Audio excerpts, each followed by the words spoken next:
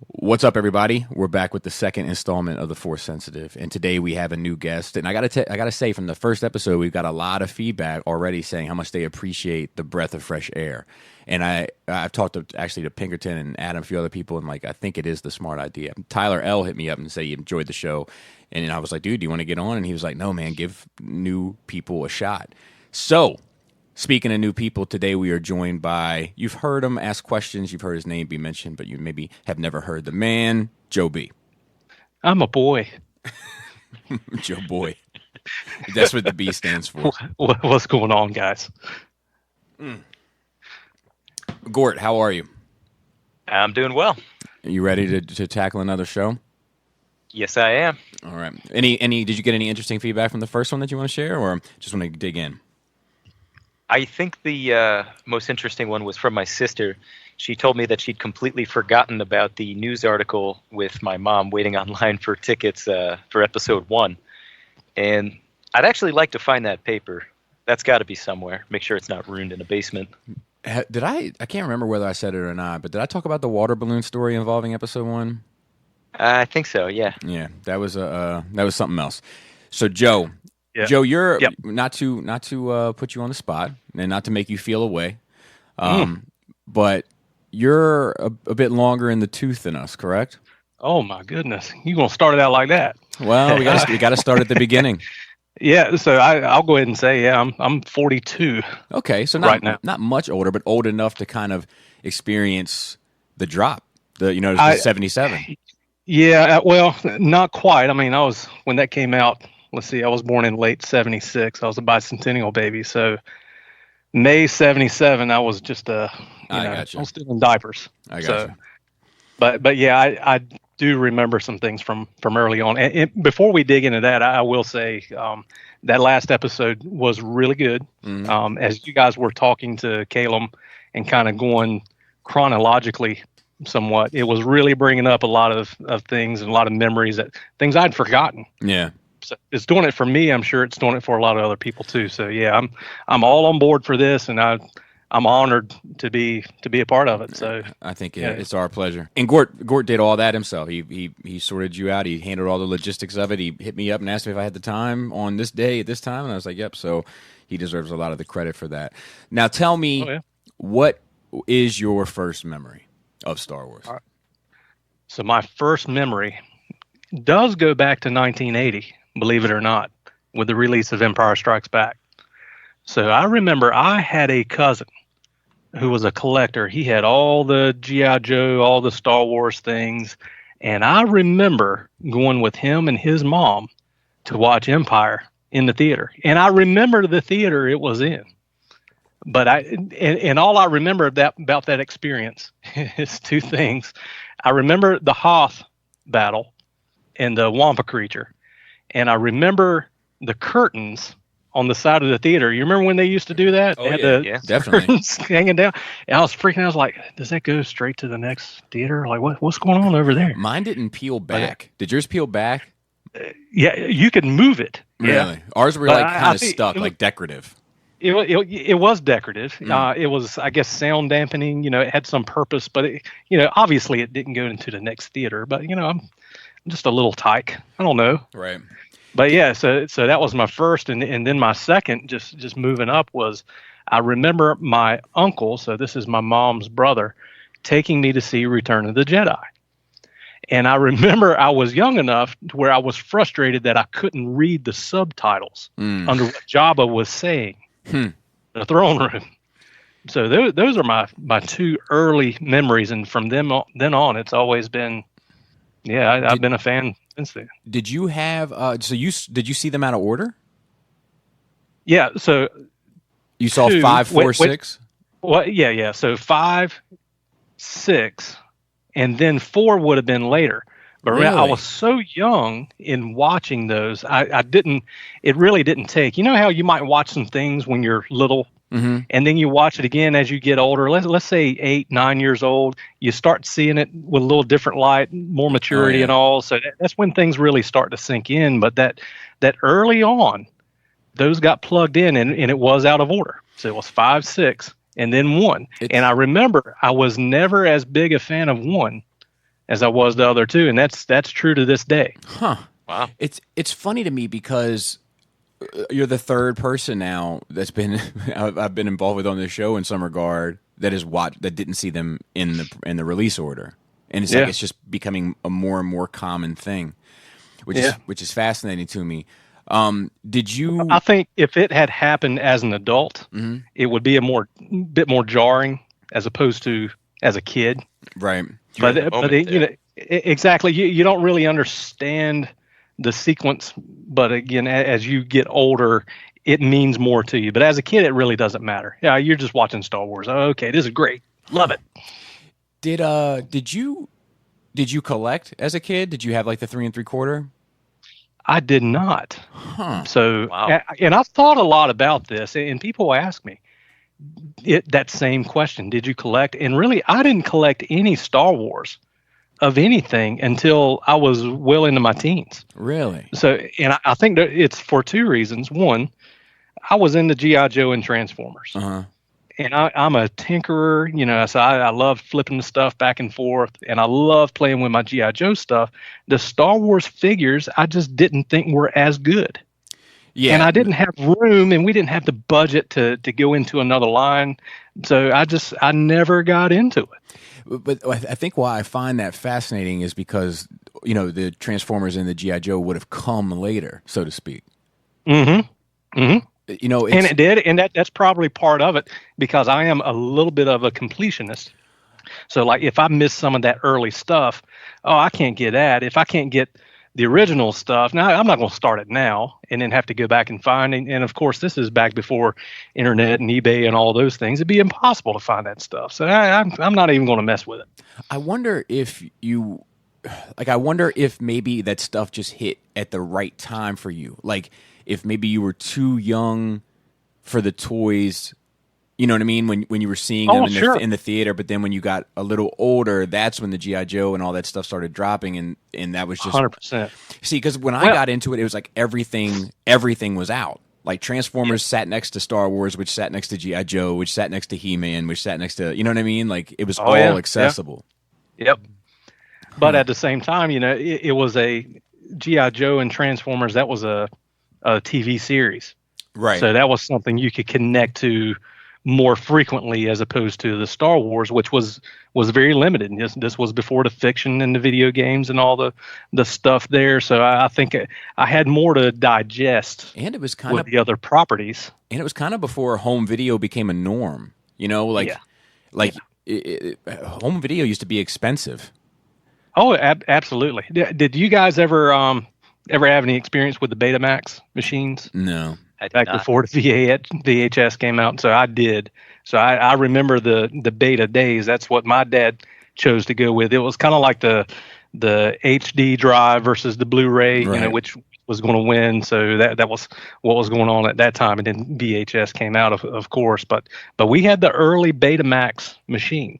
I don't remember ever having the Star Wars movies on that. I think it wasn't until later in the 80s when we finally got the trilogy. And I've still got the original trilogy on VHS tape. I've got that one from the 80s. I don't even have anything to play it on now. Right. But it's got that original artwork around all three movies. You know, this is before the re-release in the late 90s.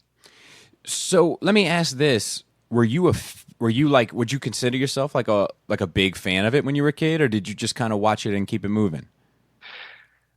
I was a fan, and it was, you know, Empire has always been my favorite movie of all time, of all of them. Mm-hmm. It's always been Empire, and I think it's because of not just the reveals of the stories, but I'll call it the religious aspect that was revealed to us during that. And so I do remember I was always someone at an early age who tried to dig into religion and look at different aspects of it. And to me, I saw a lot of similarities between, you know, what people practice in the real world and what I was seeing on the screen. And I just always thought that was fascinating. So it kept me plugged in. I also did have a few friends early on who were also fans, and I remember one guy, and I think, Gord, you and I might have talked about this the other day, but there was do you guys remember the old Laserdisc format? Yes. So I remember that was pretty much the only way that you could see these things on a widescreen format for a long time. Right. Y'all remember that? Yeah. I didn't have one. I do remember. So well, I didn't either, but it was at school. Huh. So I remember our school had one, and somehow somebody got hold of a copy of one of the movies, and there were things that you could see in the films on that widescreen format that you couldn't see in the 4:3. Right. And it was things, especially in Empire, where you have like the guy carrying, I want to say it's a bag of ice because of the freaking Family Guy thing, but walking beside Han and Leia in the Hoth tunnels, you see him there and you don't really notice it on the other. There's another scene where one of the generals as a hologram is throwing his hands up in the air like his ship just got destroyed. Little things like that you couldn't see on the 4:3. And I remember being so hungry for all those extra things because that's all we had was the 3 movies. That's all we had. So any time that you could add to that, even if it was the original, I was all about it. So I was always a fan of that degree, but not to where I was collecting. What did you have, Gort? You had something to add there. Yeah. The biggest one for me with that is, the Sand People. I could see one of them now, and it would walk around from the bantha, but it was cropped out in full screen. Yeah. You never saw that. Right. Yep. Right. And I remember the day that I saw that, I was like, there he is. Yeah, dude. It used to drive me nuts, and I used to think I was the idiot. Like I was like, everybody can see it except for me, I guess. And also, like, I think the attack on Echo Base, you didn't like in the 4:3. It was like it didn't look like it was that big of a deal. But when you saw the widescreen, there's like 2 or 3 more walkers. There's ATSTs. There's like it's like, oh, okay, this is like a force coming. It gave it a lot more scale than what it had before. And somebody asked me the question. I was talking about this with a buddy of mine. What drove the 4:3 format for TVs? Why that? How long have films been 16:9? Yeah, I don't know. I would good question. I would guess it had to do with the way they were shooting actual television, and they weren't planning like it was. They were probably like, this is the television format. You know what I mean? Right. Like, Right. know. And then when you started doing movies at home on the home TV, then they just had to adapt the cinema to the home TV. But they were maybe initially never intended to be the same thing. You know what I mean? Well, that's a good point because now I remember. You remember there was a case that one of the movie studios had that brought it up high in the Supreme Courts, saying, "Hey, people shouldn't be able to watch this stuff over and over again. They need to be paying for it." Yeah, that's after VHS and Betamax first came out. Because we didn't see much widescreen home releases until the widescreen television became like a big deal. Mm-hmm. Let me ask you. Moving on, so you're heavy into it. You love the lore. You're even at a young age. You're digging into it maybe a bit deeper than most kids were, which is a separate conversation that I think I'm going to diverge into before I ask you what I was getting ready to ask you. But like for me, what's fascinating to me about Star Wars is that like as a kid, I liked Han Solo hanging out with his dog and shooting people in a bar, and creatures in Jabba's palace giving you a little dance and all this stuff. And then you know what I mean. And then as I got a little older, I liked like the spaceships and like the dog fighting and all that kind of stuff. And then as I got older, I started to appreciate the kind of the religious elements of it. And then as I got older, I started to appreciate the political elements of it. And it's like what I love about Star Wars is kind of constantly evolved. But for you to be digging in so deep, so quick, do you think you appreciated all of it, or did you end up appreciating more of the, I hate to say it, but for lack of a better term, the fun parts later on? The fun parts for me, I've always kind of felt like they're for someone else. Wow.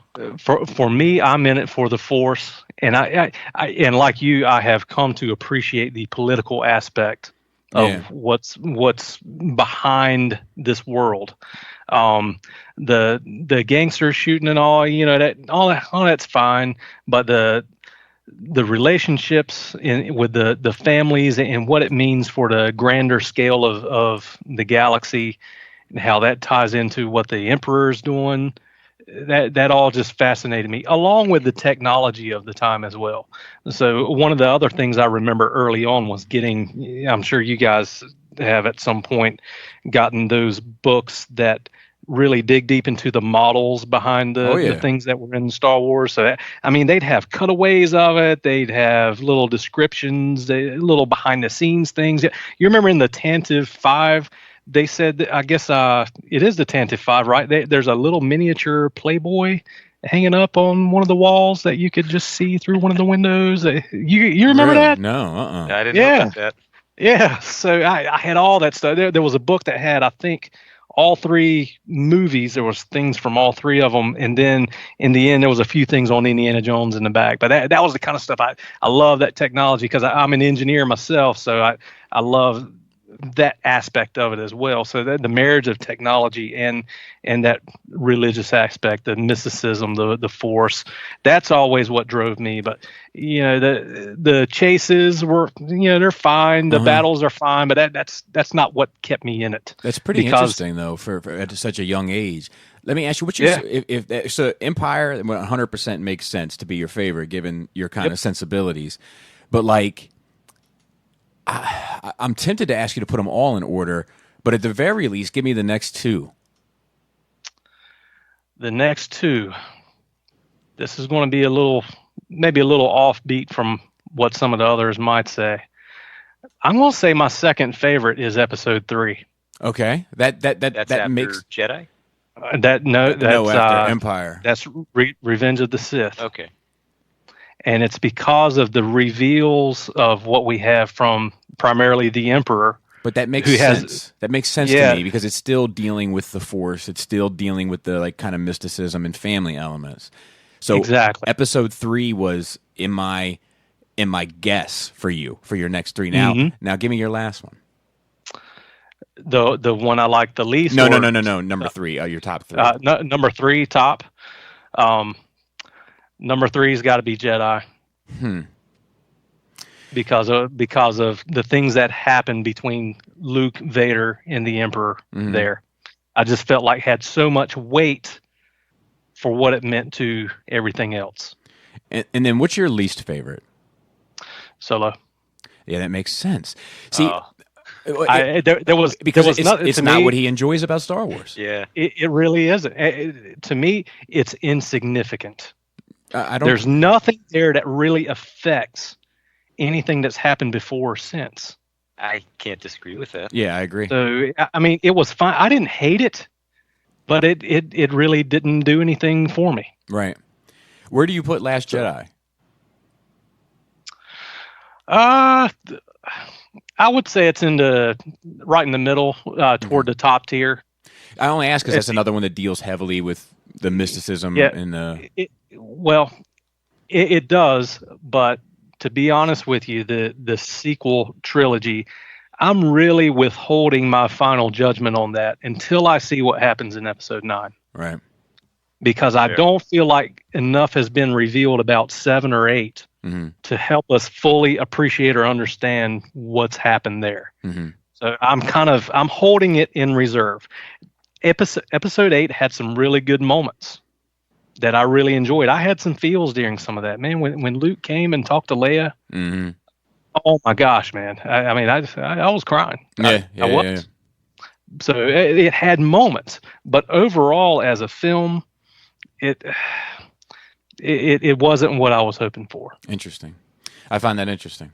That and that's maybe the only surprising answer regarding your kind of hierarchy based on what you seem to find like alluring about these movies. So all of that was a divergence in the Force, for lack of a better term, to ask you this. Being a mega fan, not being into the kind of merchandising elements of it, which is bananas, because only because this entire franchise it has only been able to survive based on its ability to merchandise. Absolutely. What did you do during the dark times? I'll tell you what fed it. And I was talking to someone about this the other day. It was when the video games started coming out. I see. So Which early games did on, you start with? Yep. So There was Empire Strikes Back was a game that came out, I believe, on the. I can't remember if it was the Nintendo or the Super Nintendo. Super Empire Strikes Back. They did Yeah. Super Star Wars, Super Empire Strikes Back, They and Super Return of the Jedi. So as I went back, kind of thinking back, like what kind of kept me into this as I go through adolescence and all those things, it was the games. So it was the NES system and really? the things that came out with that. Yep. I never played any. Super NES. Actually, I've got the classic NES that came out a couple years ago. I'm sure you guys remember. Yeah. I ended up buying one on eBay that somebody had thrown like a couple hundred games on there, and there's a Star Wars game on there, and I'll play that freaking thing. So, but then really, there was an Empire Strikes Back game that I was just enamored with.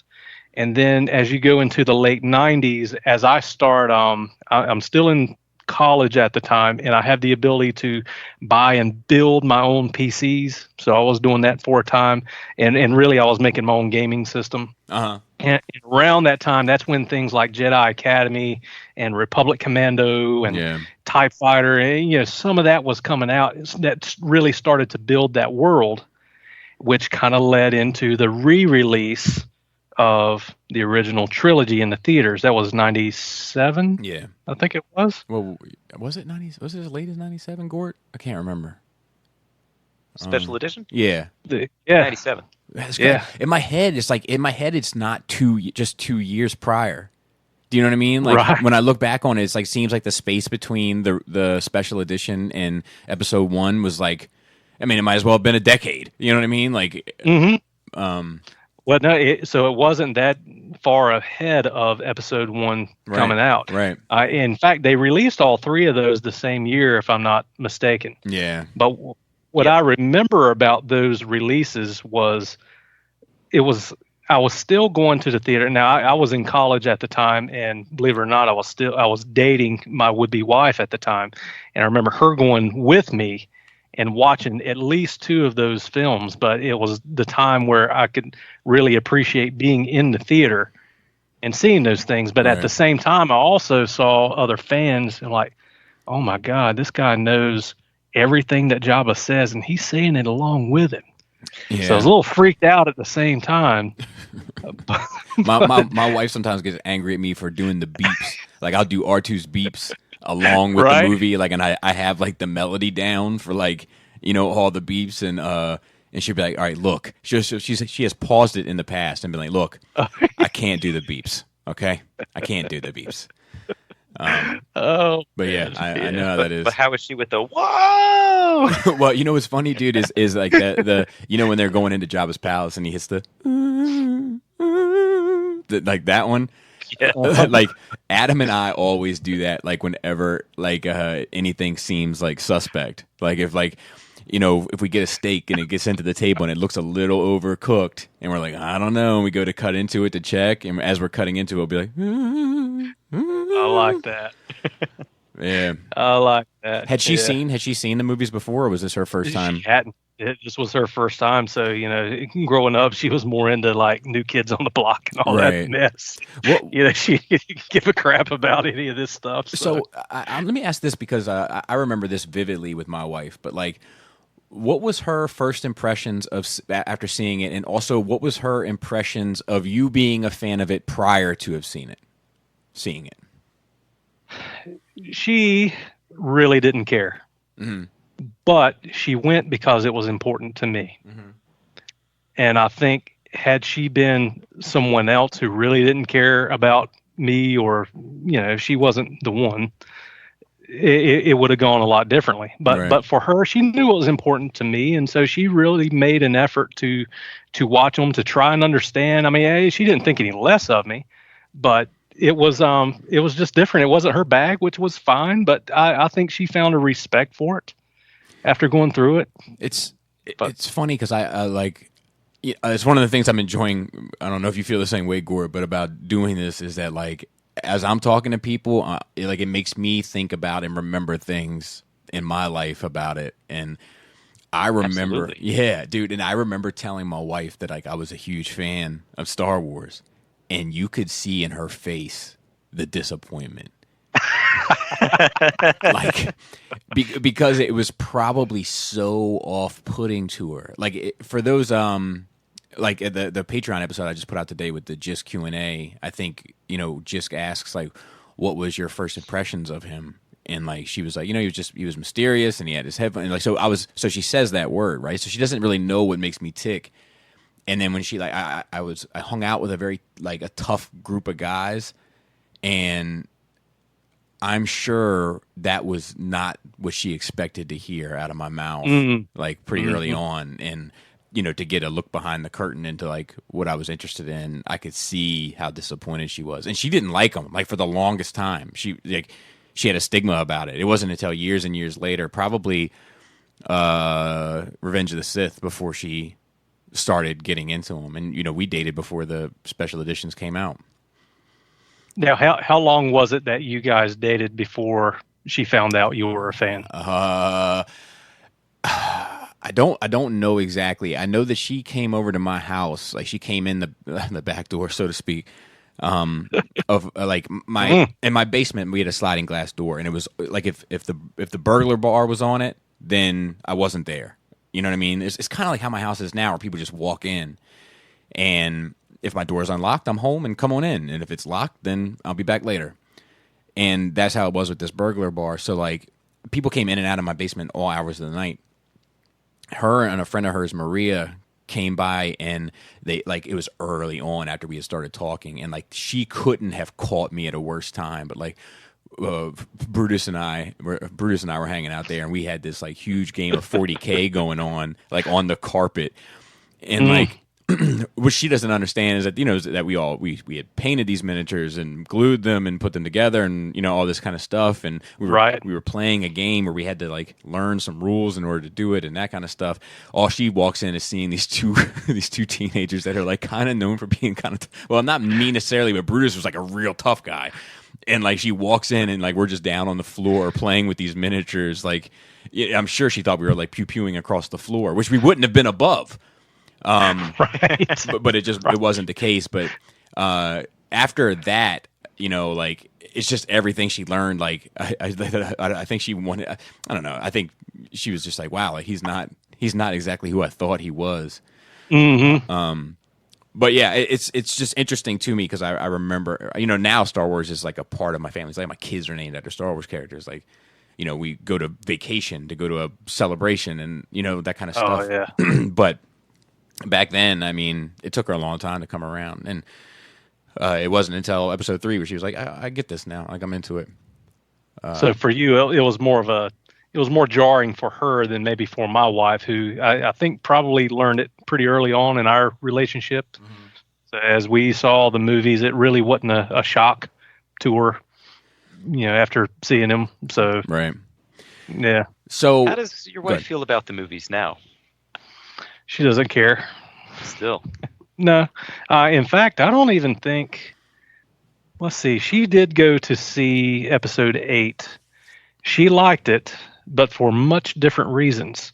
She likes the little caretakers of the Jedi Temple on the island, and when the cart gets knocked over by the rocks, and so yeah. Very different. And I understand Disney, and that's what they're trying to do. They're trying to appeal to all these folks. I get it. I'm not mad at it, but once I want something made for me. Well, you don't. Do you? Well, see, because I think, I mean, this gets into a side conversation, but I think The Last Jedi is made for you. I really do, in terms of its topics. There are parts of it that are. I agree, 100%. I think that Rogue One, tone-wise, is made for this age, of fan. But topic-wise, like, I don't know if you'll ever get anything that close to it again. Well, Rogue One? No, Last Jedi. Yeah, Last Jedi, and I agree, there are elements, but when you look at the percentage of time spent on that versus everything else, and maybe it just seems like they spent more time on all the fluff, to me, it wasn't. It was a very small part of the movie. Very valuable, and I still love it for that, But all the rest of it, the slow crawling chase through space and some of those things, the Canto Bight and all that, I skip through it. Yeah, no, I hear in fact, the movie's still on Netflix. I'll fast forward until it gets to the throne room scene, and I'll watch it until the end. Even fast forwarding that, you're missing a lot of like the kind of the religious stuff. They go like there's some of that, yeah. Before, because like I mean, if you think about it, she's on the island dealing with Luke and learning about the Force, like having a conversation about the Force for the entire first half of the movie. Mm-hmm. But it's intercut amongst the other stuff, obviously. It is, and to me, it's not worth me sitting through all the other stuff in order to get to the things I really want to see. That's interesting. So, what was your take on the special editions after seeing them? I liked them a lot until we got really to Jedi. The part I'm going to talk about. The Muppet Show? That big mouth CGI character, his tonsils right there in front of everybody. Oh, my God. I love Lapty Neck, man. I love the original. I have like 8 different... I have remixes of Lapty Neck that were like on SoundCloud. I'm like, yep, I'm buying this. Yeah. So other than it seems so jarring because it's like this doesn't belong here, and not because I've seen this movie I don't know how many dozens of times, but just to someone watching it for the first time, it looks like it just doesn't belong. And I know it's George Lucas playing with his new technology toys and yeah, I get it, and I know it was kind of a trial run getting ready to do for episode 9, but so I can kind of forgive it for that. But I roll my eyes when I see that stuff, man. I'm like, come on. And I think that there's also like, to bring it back to like the wheelbarrow getting knocked over with the boulder and all that kind of stuff. Mm-hmm. Like there is, like I think people's perception of Star Wars, mine included, they're all so skewed because like, you know what I mean? Because like at this point, I've probably seen the special editions just as much as I've seen the originals. Oh, probably more. I don't. You even watch the originals now? No, not now. No, but like I got a story. Like I just recently I bumped into like in the last year I bumped into a guy who worked with my father, and he was catching up with me and everything else, and he was like, dude, you were the easiest kid in the world to babysit. My father was a fireman, and like his whole shift would like chomp at the bit to babysit me for the money, because they were like, dude, you were so easy. Like we all like would hustle to have that spot, because all we knew we had to do was show up at your house, put the tape of Star Wars on, and then rewind it every 2 hours, and we could do whatever else we wanted. You would just sit there and watch it the entire time. So like I watched it an awful lot. So I don't know if I've seen the special editions more or not. But so you're looking cumulatively. Correct. Have you seen it more? Do you think if you saw the old versions now, it would be a little jarring to you? I think parts of it, like I think like Cy Snoodles might not hold up anymore. Do you know what I mean? Like because it was just like the puppeteering was so rudimentary. Great. What about the phallus coming out of the Sarlacc pit? Oh, yeah, I don't like that at all. Yeah, I don't like that. It's like because it made it seem like a plant. Yeah, it never looked right. Yeah, I agree. Like I thought there was something more menacing about just this, absolutely this unknown. Absolutely. But people make the same argument about the Wampa, but that's something I think we did need to see. I think it works either way, but I agree with you. I think it's more rewarding to see that creature, and it works a lot better as a guy because it feels like Star Wars. It's a guy in a suit. Yeah. Mm-hmm. But like, it fits. I don't even know if I thought the Sarlacc was like a living thing, when I was a kid. Like I know the information is in the movie, like slowly digested over that. I know all that is in there, but like as a kid, I'm not sure if I conceptualized that. It just seemed like this dangerous pit to fall in. There was a board game I had as a kid. It was like a cardboard. Like you opened the box and then you used one half of the box as like the Sarlacc pit, and they had these like cardboard pieces that fit in it to like make it into a funnel that went down to the bottom of the box. And then it had a sail barge that went across the 2 corners diagonally from the box, and the sail barge sat on these 2 like 90-degree angle cardboard pieces that sat down in it, and then it was like a game, and you rolled dice and you moved across the Sarlacc, and if you pushed people too far, they would fall off into the pit, and you know what I mean? Like, yep. It was great, but I was saying all this to ask you a question when we so the reason why I was saying, like, have you people seeing Star Wars differently and their vision of Star Wars and how they see Star Wars is skewed is because, like, if all you've seen now, not you, but the general you, is the special editions and then, the prequel trilogy and then the sequel trilogy, like, the wheelbarrow scene fits because, like, all that stuff is in the DNA of it now. Like, it's like the stuff that Gort was talking about with the robot hitting that thing down, or that Kalen was talking about. Kalen brought it up. Yeah, like because all that stuff is now like part of the fabric of it, and it's just, I mean, it's probably just evidence of George Lucas slowly losing his mind. But now it, like, the wheelbarrow scene doesn't necessarily fit with 77 Star Wars, but it does kind of fit with 97 Star Wars. Yeah, I'm down with that. Yeah, like I said, I'm not mad at it, but that's what appealed to her. Right, and the girls. right. That was for them. It wasn't for me. But I'll take it, dude. I'll take it. It was fun. Yeah, anything that gets my kids to like it one little bit more, I'll be like, oh yeah, they're my favorite. The little frog nuns, they're great. The porgs. Oh my god. Yeah. So there's go ahead. Quick with the frog nuns. Yeah. There was a deleted scene where Rey kind of storms in on one of their parties and, ready to fight somebody. Dude, I love that scene. Is made a fool. And that's something that I wish was left in the movie. It's, there's more the comedic element to it, but that, I think, is also part of Luke's lessons and would have fit better with maybe what you might want, Joe. I agree. Dude, I agree. Did you watch that scene? Yep. Yeah, dude, where he talks about, like, would you have stayed here to police this area after you had righted the wrong, or would you be here 6 months later when the pirates return in full force and decimate this village? Like, yeah, God, man, like, yeah, I wish that was in as well. Yeah. I'm with you. That's what that movie needed more of, and less, horse race through Cantabite. Yeah, I agree. Yeah. And I don't hate that. Like, to me, that seems like it's part of the fun. Like, but I also enjoyed, like, creatures hanging out at the bar. It was like my favorite thing when I was a kid. But, like, I just didn't need as much of it. It was like the pod race sequence, Like, I enjoy the pod race sequence. Maybe I don't need all 3 laps. Maybe the pod race just needs to be one big lap. Yeah, I feel a way about the pod race.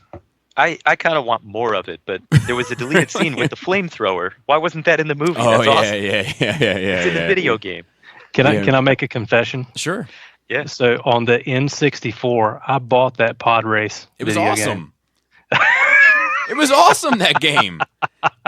Dude, soup up your pod racer? Yeah. Kind of customize it a little bit, make your own. And Dude, I enjoyed it. Remember there was the sequel on the PlayStation? I think it's PlayStation 2. It was Racer Revenge. I didn't get that one. No. It was pretty much like the same concept. And Anakin, returns as an adult, like a Jedi adult. What? And yeah, it was cool. I gotta look into this. I think extra points for killing all the other racers by the time you ended the race. That was super cool. Oh my god! Not to get off topic and kind of maybe bring it back a little bit, but Joe did, and we're going to get into this a bit here in a second. But I just recently found this YouTube video. It's 2 hours long, and I've been making my way through it kind of as a go to sleep tool. But listening to 10 minutes or 15 minutes here because it's very dry. But it's about like a breakdown of the philosophy and psychology of Krea or Darth Treya, depending on your disposition. Yep. And like, he digs so deep into that character's kind of outlook on life and in the Force and her intentions, her motivations, and it's real quick it's for the listeners. That is a character from Knights of the Old Republic 2. Correct. Yep. Just so everybody knows. Yeah. And she kind of like her intentions were kind of to destroy the Force. It's like it's not unlike Kylo in a way. But anyway, it's I'm gonna forward. Just if I don't, the reason why I'm saying if I don't send it to you, remind me to send it to you. Please. Yeah. Please do, because I was reminded recently because now that I have my man cave, I'm actually able to put books and some other things out, and I found a Star Wars book that I bought a while ago called Star Wars and Philosophy. So I am someone who loves digging into all that stuff. Yeah, just remind me if I don't get it to you because my memory isn't the most dependable thing in the world. Yeah. Did you dig into, because it was around this time, a little bit prior, but Did you dig into any of the novels, or what ended up becoming the EU? I remember reading one of the books that supposedly took place right after Return of the Jedi, and it was Luke Skywalker and Leia and Han kind of, what takes place after. But it was so long ago, I really don't remember all that much about it. I really didn't pick the books up again until maybe 6-7 years ago, when we started getting a lot more of the novels. And I don't know what it is. For some reason, I just didn't feel like, I don't know. It didn't fit with my vision of what all was going on, or maybe I didn't feel like it was official enough, and maybe it was just immaturity. I wasn't ready to take on all the other fiction that came along with it, because it wasn't official Lucasfilm or Star Wars canon at the time, was it? Nobody was. I don't know how they treated it, but it was definitely a licensed product and everything. Yeah. So I really can't explain why I didn't get into it. I think where you get a lot of the connections are when Dark Empire started coming out, and there were connections with that. It was the same writer involved with it as the Jedi Academy trilogy. Or no, am I getting it? No, I'm getting it backwards. I'm thinking Tales of the Jedi with Exar Kun, who did show the Jedi Academy as a like a Sith Fourth ghost. Mm-hmm. And but also the book you're mentioning, that's Trusit Bakura, if I'm not mistaken. Yes, it is. And I don't remember it much either, right. but It's I don't terrible. recall it being very good. Yeah, that's what I was going to say. Maybe that turned me off to it, because I was like, this is crap. Yeah, you read like there, and like around that time when those books were coming out, it was like the first one that was garbage, and you just happened to fall for it. Yeah. And I wonder what it might have been if you had read Heir to the Empire first. Correct. Yeah. But the reason why I ask is because for one, we got to get into Shadows of the Empire, but for two, when it gets into like the Yuzin Vong War, which I'm not a big fan of, but they do start really exploring the Force, in those books and then kind of beyond. But speaking of, there's two questions I got to do just to bring us up to kind of the time. So you said you had started collecting when you were in your teens? Yeah. So this would have been somewhere around this time, right? Like So this was mid '90s, and you'll never guess what it is. Talk to me. It was kind of off. You remember the Micro Machines, Star Wars? Of course. That's what got me in. Now, which ones? Because they had a bunch of different stuff. It was a lot of them. I had some of the I had the Millennium Falcon that kind of folded out into two big pieces. I had the Death Star that you pull the tab and it's like 3 different levels. So these are big play sets. There's lots of different little figures. At the time, I didn't have a lot of money. I didn't have a lot of space. Micro Machines is perfect. Do you remember you remember the heads that split in half? Absolutely. So some of them are terrifying. So the R2, the C3PO, like the faces. The faces were like horrifying. It was like, oh my God, please open this up. You never look at those because you always kind of leave them out in display mode. And oddly enough, now that I have space, I just found my box. I had a big box full of these things, and I've got them displayed now.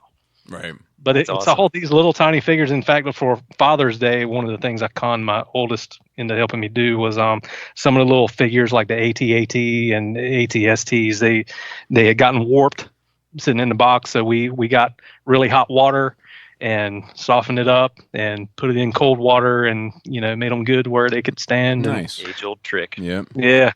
Did old Jedi. Did you get the vehicles? Because the vehicles used to come like in 3-packs or something, if memory serves. I got a lot of vehicles. They were great. Those things were great. They look so good. With figures too. Yeah. Well, so it was amazing to me because they were so small, and the paint and everything was really good at the time for something mass produced, because you could certainly tell what this character was and where they meant to go. Yeah. A lot of the vehicles did look amazing. There was little packs. There's a bounty hunter pack that came out that had IG-88 and Boba Fett and all of them. I mean, that thing goes for pretty good money now. No kidding. Really? I had that as well. So a lot of that kind of stuff. So that was what I remember is my first Star Wars collectible, and I did it in the college a little bit. Right. Now I didn't really have room to display it, staying in dorm and all that stuff. But I just, for whatever reason, held on to that stuff, and now it's displayed in my home. And they did early on. They did like play sets as well, like not the ones that folded up, but just like little like half sheet plastics. Yep. Like yeah. Like one, they might have like the pod racer loop, and it was like a quarter of the loop. And so I didn't have any of the prequel stuff. This is all before they came out. Right. So this is mid '90s. The playset stuff I had, there was a Death Star. There's a Hoth scene that had the big boob gun. Yeah, on it. Ion cannon. And what was the the Indoor, exactly, which had the little logs that could roll down and knock over your. Yes, I remember that. And the ones that would swing in and smash the AT-ST. Yep. Absolutely. But it was really amazing, not only the detail that they put into this, but some of the little gimmicks and tricks in there that you could do was really pretty ingenious. Sometimes there was a button on the Hoth, and you could blow up the shield generator. Absolutely. Oh yeah, like it pushed the 3 pieces up. There was like 3 interlocking pieces. Yep. Yeah. There's a part of me that wonders if maybe like the dioramas today aren't scratching that same playset itch from being a kid. Yep. I could see that, and it was a miniature diorama, so you had the whole.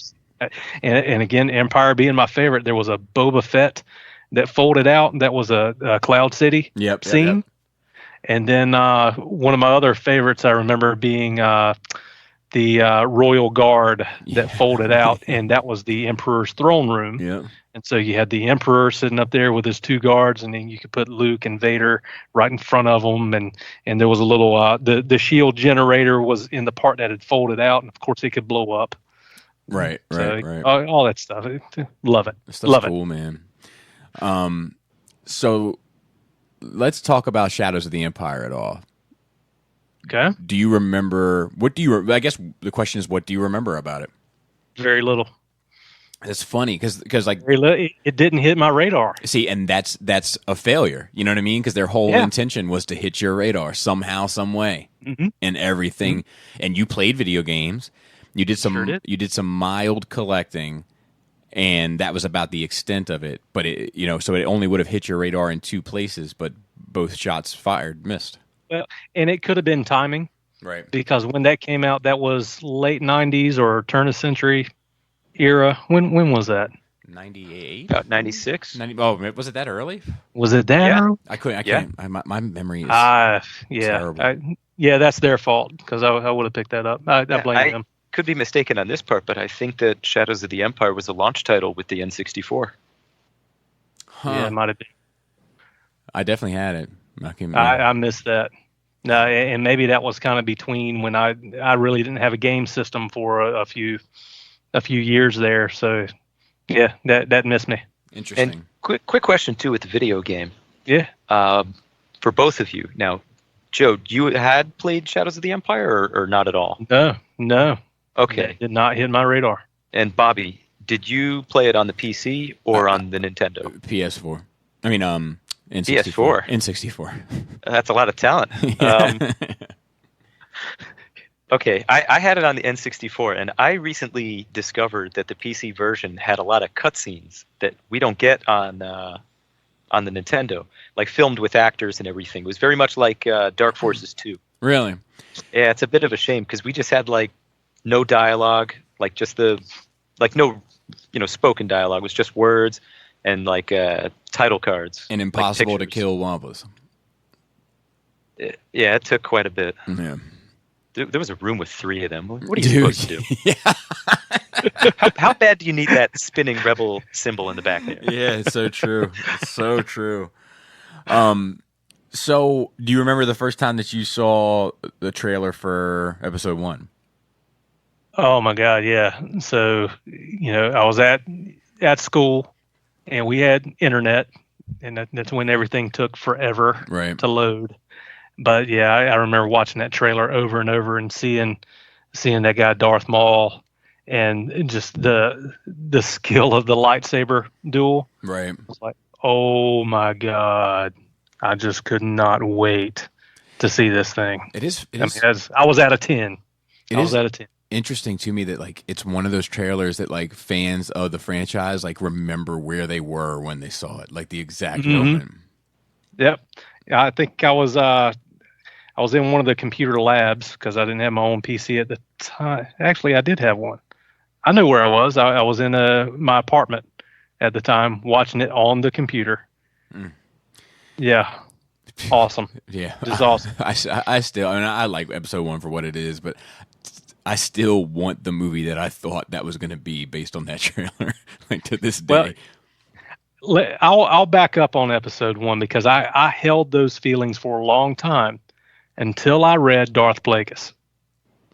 Because what that did was it really established that world and led into episode 1. And you saw the results of everything that happened in that book and how it built up to the atmosphere that you had politically in the Republic at the time, right, and what Palpatine was up to at the time. So when I watch that movie now, it's kind of like taking your medicine. You know, there's some of those things that you just kind of have to get through. But it means so much more to me now because of the retcons. book. Yeah, exactly. Exactly. I still need to read that. I'll probably just start over at this point because I made it like a few chapters in. I just had too much going on at the time. It blows my mind you haven't read that. I know. It's just something about you know, the landscape being what it is now, and like knowing that like I'm gonna read this because I fought so long and hard to find this thing in hardcover. You know, because it went for like a couple $100 on eBay. Yeah, because you're collecting specifically the hardcover version. Correct. Right? Correct. Yeah. Yep. So I got it. I finally got it for like $30, and you know, but by the time I got it, they were like, you know, none of this counts anymore. And I was like, you know, so it's like, do I invest the time and energy into this when like it doesn't? I mean, it's not that it doesn't count; it just doesn't necessarily count, I suppose. Yeah, no, I'm with you, but you know, we've also seen them, you know, pull in some of definitely. those at the same time. Definitely. So, yeah, this is one of those rare books that I've read multiple times. And I let other people borrow it, and they read it multiple times. Interesting. I need to read it. I need to stop making excuses and get it done. Just get off your butt. Yep. So then you see episode 1. Yep. It was great. I mean, you know, it was the first new Star Wars we had gotten in forever. No, I'm laughing because I felt the same way. I was like, this is perfect. You know, and we're in our, let's see, we're young adults. We take whatever they gave us, man. Yeah. I mean, it was awesome. And you had Darth Maul and the lightsaber scene that we talked about before. Yeah. We get to see Palpatine earlier in his career, and so, man, it just blew me away. And the graphics at the time, oh my God, the big battle on Naboo, the Gungans and the droids, when all those droids came out of the tanks and they all kind of did the about face and grabbed their guns and we're standing there like, oh yeah. And just this week on Nerve Rage, I've forgotten, you know, but when you saw like Qui-Gon put the blade into that door, you know, it was like, oh my God, I'd never even considered this. You know, and when they took off at like super speed and were making super big jumps, you know, it was like, man, like I don't really know what the Force is anymore. You know, I thought I did and I don't. Yeah. Yeah, it really built that Jedi world for us, and all the prequels did, and I've come to really appreciate that. As hard as the acting is to watch, especially in Episode 2, I still love it for what it does to build that world. It's Jedi. This is what they were referring to in the trilogy, and we get to see that. And I love it. And it also, like, you know, and I'm just, as you're talking about it, it's making me think about it. Like, the one thing that Episode 2 does, we'll just expand the conversation into the prequels, but, like, it gives me that feeling that I haven't really felt in probably any Star Wars movie since Return of the Jedi in a major way, is that, like, when I saw Star Wars and I was like, man, I need all these alien creatures. I need every single one of them. They're all super cool. And then when I saw... you know, Jedi, I was like, I need Jabba's palace. Everybody, yeah, the little monster with the teeth sitting on next to. Yeah, I need that thing. Of course, I do. Right. And I hadn't really felt that way again until Episode 2, when you saw all the Jedi, like the army, and I was like, every one of these Jedi seems awesome. Like, I want the blue one, I want the 2 green ones, I want the long headed one. I want them all. Yeah, And let me tell you what that did for me, especially in episode 2, when you see all the Jedi together on Geonosis. You look at them all fighting together, and I think, as kids, we see humans, and it opens your mind up a little bit. You know what? It's not just about the humans. These are their own people too, and we're all in this together. So it kind of sheds a different light on how you might look at the world. Yeah. And I remember feeling that kind of as we started seeing more of those Jedi and some of those things, like, oh, okay. So I'm starting to buy in on this. These aren't just mindless creatures that look cool. They have their own personalities. They're their own beings, and they're peers of the humans, and they're all working together. So I always thought that was a cool aspect that they brought that Star Wars can do, and what other franchise can do that. I agree, and I kind of feel like, like the world building that the prequels did, you don't really appreciate until much later, and like it's almost like subtle. It's like the world seems so much bigger now than it did in the original trilogy, and there's no undoing that. Right. Well, and I think for us as viewers, it takes us a little while to digest, because we're looking for such specific things, whether it is the space battles or the main stories or what's going on with Anakin and that. But as you get older and as you mature, you spend less attention on those specific things, and you start looking for those other things. Just like as I was saying about after reading Plagueis, I'm looking at what's going on in the Senate now. I'm looking at what's going on with the Trade Federation and some of these other worlds, and I can kind of see the manipulation that's going on behind the scenes in order to build the situation that's in front of us.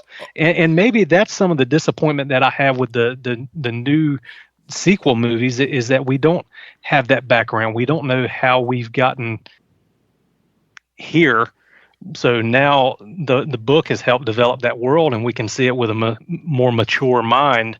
We know what's happened politically behind the scenes. We know why the Republic is in so much turmoil. Right. We understand the Neimoidians' role in the Trade Federation, and why they're doing what they're doing. And it sets that political landscape, which is a beautiful backdrop to the entire story. And I think I'm missing that from the sequels. I'm also thinking about it in like, it's also interesting. Like, Gort, how much of the EU did you consume during the prequel era? Oh, all of it. Because like the EU is definitely an example of like films that like I feel like are 1,000% enriched by the EU, like the prequel era. Mm-hmm. There was probably the most content at the time, but it was relatively cohesive with what you were seeing on screen. Yeah. And something sad but also amazing at the same time is when the Clone Wars cartoon came out, it undid a lot of things, and in some cases it might have done them better ultimately when you have it all in one big piece. But as it was getting laid out, people were getting pretty upset with the Mandalorian situation in particular. Mm. But I think that they fixed a lot of things. I think we had a good effect from that. There's also back with the prequels, you had comics that were taking place between the movies very directly, especially between 2 and 3. Yep. It was pretty much the whole Clone Wars start to finish. That's where you get a lot of the problems with the cartoons. A lot of it fits, some of it doesn't, but it's very forgivable. Yeah. And we lose a lot of characters that they introduced too, like some of these wacky aliens and everything that was fleshed out. Episode 3, you see everybody kind of get annihilated in Order 66. And I'd grown pretty attached to those characters, especially reading the Dark Horse comics. And it was pretty sad that these were, nobody ever had really a speaking role outside of Beldar. Well, I think that the Dark Horse Clone Wars stuff is some of my favorite Dark Horse Star Wars comics. Period. Like. Yeah, they did a lot of great stuff with a lot of those characters, and I agree there are some inconsistencies in regard to canon, like some of the Ventress stuff doesn't line up right. But right. But overall, Ventress is a funny one. Yeah, they really, she didn't have as much a story in the comics and everything. Like, she's just kind of there. She's a bit of just a grunt. She could use the Force, but when they did flesh her out, she's pretty much what's her name? The other bald one. Bald. or a Singh. Or a Singh. Are you a baldist? You're already taking two characters that look very similar. They're both white, like chalk white, Joker white. Hey. They're bald. I don't see in color. Yeah. But they basically stripped Aura Singh's Jedi background and gave it to Ventress in the Clone Wars cartoon. Yeah. And I was always upset about that. We get Aura Singh eventually, but she's not the same. She's not this menacing Force user. She's just some chick with a sniper rifle. Yeah. It's not the same. No, I agree. I'm not honestly. I'm not sure which I prefer, but I hear you. Yeah. But yeah, I think that like a lot of the because like I heard some interview with George Lucas like years later where he was saying how he wanted the extra content to be the Clone War. Mm-hmm. Like that episode 2 would initiate it, and then episode 3 would close it, and then all of the comics and novels and video games, etc., that came out between the two would tell the story of the Clone War, and it would be 3 years worth of material, and it would be as if you were living through 3 years of the Clone Wars. And that is interesting. I don't think it hit. Like I don't think it landed the way that they intended for it to, but it is an interesting way to present like storytelling. Now let's I guess let me ask you before we move on to episode 3, and we've kind of already got into the Clone War, but what was do you remember your kind of takeaway moment with Yoda and the lightsaber? Oh my God, dude! It's just another one of those things. I'm always interested in people's like reaction to that. Yeah, I lost my mind. Yeah, me too. When he opened up his robe and grabbed that lightsaber with the Force and lit it up, it absolutely blew my mind. Yeah. Now the jumping around and all it was fine. I guess I was so caught up in the moment. I really just didn't care at that point. But to see Yoda move around, and it's a miracle. You always felt like he was this dude on the camera. He can't move, and now look at him. He's doing great. I'm so proud of him. Does the jumping around bother you now? No. I mean, how are they going to do it? The guy's 2 feet tall, right? I mean, what are they going to do? He's got to bring something to the table, right? Can't really be walking back and forth. Yeah. They just get cut down. Yeah, I hear people saying like, all the jump, like, and saying it as if they, but like, I don't know a better way to do it. Like, it made him seem dangerous. I don't know that jumping around is the problem, other than him going the whole time. The only thing I don't like about it is when you're fighting as him in the video game, it's cumbersome, whatever video game you happen to be using him on, because he's just jumping around like an idiot all the time with the lightsaber. Like, come on, man. Yeah. Let's take a normal stride. So, but yeah, I don't know how else they would have done that. So I've never been mad at that. The scene at the end with Dooku, I think Dooku's character is very interesting. I don't think he gets enough credit in his role in the entire thing. His background in the Jedi Order and dissension within actually probably had some pretty noble intentions to start with, and people forget he was Qui-Gon's mentor and master. Yeah, I'm glad you brought that up. I want to ask you, because he said that if Qui-Gon Jinn was there, he would join him. Now, I think he believes that is true. I do Watching too. the movie, I feel he believes that's true. I don't know what Qui-Gon might actually do, but what's your take on that? I agree. I do think he believes that, or at least he wants Obi-Wan to believe that. Well, that's the question, though, right? That. Like that is the heart of that question. Like, if you had to take a stance on that, what would it be? One or the other? I think he's trying to manipulate Obi-Wan and buy his time. Really? Yes. See, I think it doesn't matter because Obi-Wan's gone. Whether he actually thinks he would or not, his intention there is to try and persuade Obi-Wan. I think he believes it. I think he's. I mean, obviously, I think he's using it also as to say, like look how blinded you are by the Jedi Order. But I think he believes that Qui-Gon would be like, yeah, you're right. This is silly. Like, I think he believes that. I don't know if he would join what he was doing. Of course, as with current media, definitely not. But he really only shows up now just to lay out some Force wisdom, and that's about it. But I don't think he would. Yeah, I don't think he would either. But I would love it if he would. But I think Dooku thinks he would. Yes. Yeah, of course. The most interesting bad guys think they're doing the right thing, and of course, he would hope that his apprentice would agree with him in what he was doing. So I could buy that. Yeah. I could buy that.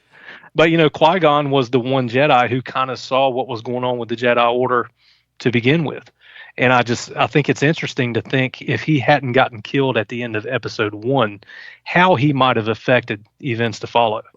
And really, he's the one Jedi that needed to be out of the way in order for Palpatine to do what he needed to do. Because Qui-Gon could have upset the entire thing. Right. That's true. It's interesting. I never really thought about that. More with Dooku. When he's about to get executed, the look on his face, like that shock. Yeah. What? Mm-hmm. Mm-hmm. Well, I think did he know? Did he know that Palpatine was Sidious? I think he 100% knew. I'm not sure. I think he knew how expendable he was, and I think that's what surprised him. I think he knew what they were trying to do with Skywalker. I think they knew they were trying to recruit him. I don't think he knew that Palpatine was ready to give him the axe the way he did. See, I'm not sure that I helped you lure this guy here.